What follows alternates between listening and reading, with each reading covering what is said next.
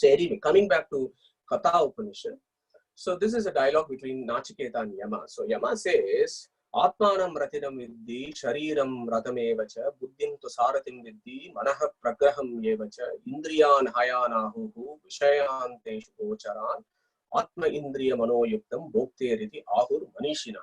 So this set of two verses is a fantastic set. You can use this metaphor to try and lead your life on a daily basis. Basically what it says is the 5 horses of this chariot are your sense organs. The reins of these horses is your mind. The rider is the one that holds these reins, and the passenger there in this chariot is the jiva. So as long as the jiva is going to give the command to the rider, listen, take me to London. And then what the rider does is he uses his reins and he controls his horses so that he takes him to the destination, which is down M1 to London. Okay? So it is the jiva who's primarily giving that instruction to the buddhi, who is the rider. Yeah, the rein is the mind, and the horses are the indriyas. So Kataka Upanishad then brings this concept of what's called shreyas and preyas. If you as a jiva are going to instruct your buddhi so that your buddhi then takes your horses towards the material world for temporary pleasures. Preyas is temporary pleasures of material world. That is a path of destruction called preyas. On the other hand, if you want to take a path towards shreyas or path of righteousness towards dharma, artha, kama and moksha, the 4 purusharthas described in the Vedas and the Vedanta, that's the direction towards shreyas. So Kataka Upanishad is giving us a metaphor that we can use in our daily life as to maybe you want to ask for every activity that you do, is this praise or is it shreyas? Try and work it out yourself every day. Probably will come with years and years of practice. So why am I putting this slide here? Because the next slide becomes interesting, because our journey, if we are in this chariot and we are the passenger sitting in this chariot, and if we have to make that destination, we need a starting point and we need a finishing point. Okay, so what is our starting point? What is our finishing point? Believe me, most of us have lived our life so far not even knowing where have we started, where have we come, what is our purpose. We don't even know what our starting point is, let alone what our finishing final destination is. But Jayatirtha in 13th century, Jayatirtha is one of the greatest Vedantic philosophers. So Jayatirtha in this very, very important avatarika, introduction to his treatise, he basically says, Paramatmano atyanta binnasya swataha chid anandadi atmakasyapi jivasya anadi avidya kama karmadi nimittaha ayam paramartata eva anyata karaha dukkadi anartaha na parameshwara prasadate apagacchati nacha asakshat kruto asau prasidati nacha avidita swarupaha shakyate shakshat kartum iti sakagunakartaya nisheshosha gandha vidurataya chatam pratipadayatum aseshamnayaha pravartante tad upakarana bhuta cha brahma mimamsa iti paramartaha. So this introductory verse is the summary of Vedic philosophy or Vedantic philosophy. All the scriptures have gone to actually describe the roots, the mechanisms, and the steps that we need to do this. So what is Jayatirtha telling us here? So he is telling us, the first, if you start from the flag, God's grace is absolutely essential for release from bondage. Why? As I described you in the Shvetashvatara Upanishad, he is the one that has brought ignorance into creation. 6th stage of creation, he has brought ignorance into creation, and he has brought ignorance to the jivas. He is the one who has tied us. So if he has to untie us, we have to move him. We have to make him untie that. And that moving him to untie our bondage is called grace in philosophy. So that's God's grace. So that is what it means. So me as a jiva, is anadi. I am a Satchitananda Swarupa personally, but anadi avidya kama karmadi nimittaha ayam paramartata eva anyata kara dukkadi anarthaha, which means that because of ignorance I am in this samsara. So na parameshwara prasadat rute apagacchati. That means without that Parameshwara's prasada means grace, there is no scope for release. Nacha asakshat kruto asau prasidati, which means how can I get God's grace? How do I move him? How do I move him to get the God's grace? The first step for that is we see him. Unless we see him, we cannot obtain his grace. So that should be our first target, is actually to be able to see God. Vivekananda made that initial discovery as to I want to see God. Yeah. So to see God is the key step here. Okay.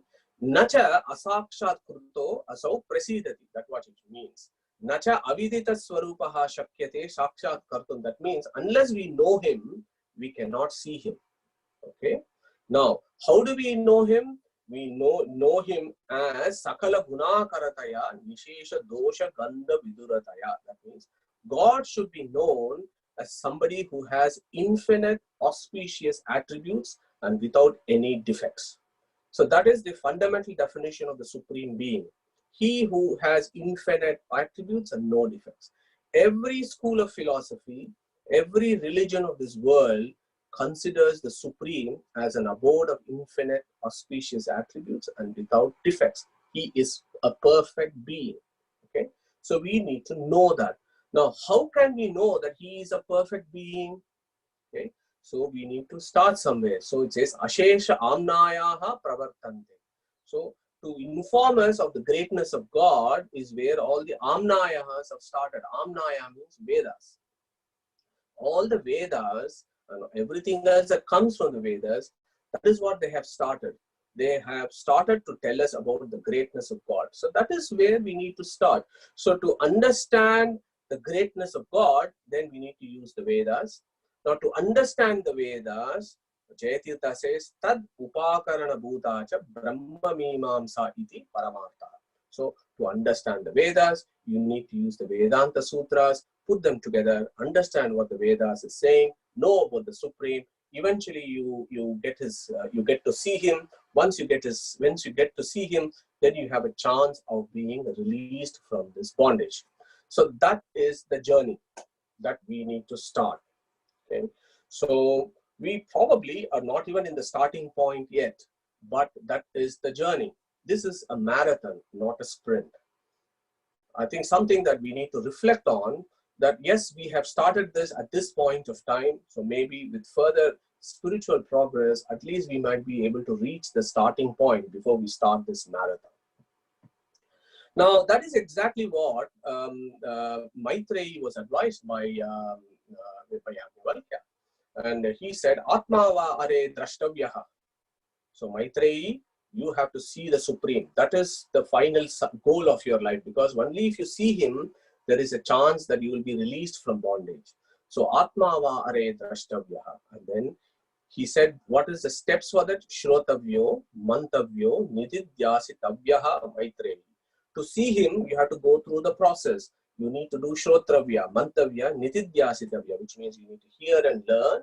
You need to revise and ruminate. And then you need to go into deep contemplation or meditation.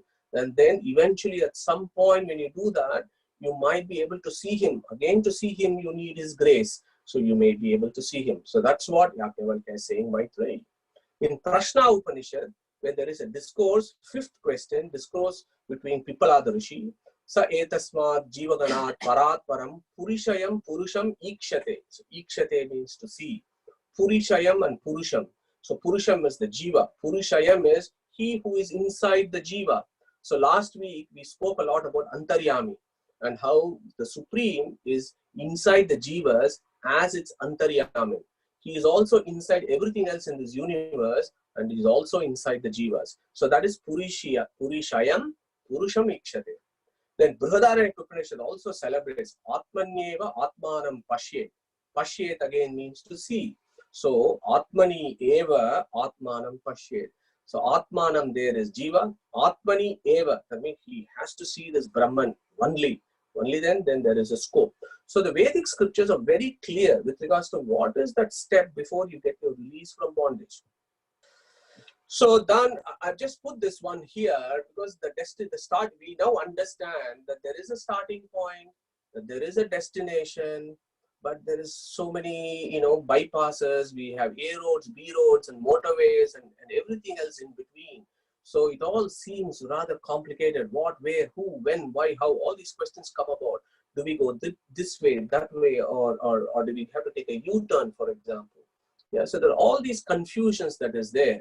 But if there is one thing that you want to take away from this talk today, just remember this verse from Purusha Shukta in Rig Veda, as you know, Tameva Vidwan Amrita Iha Bhavati Na Anyaha Pantaha Ayanaya Vidyate.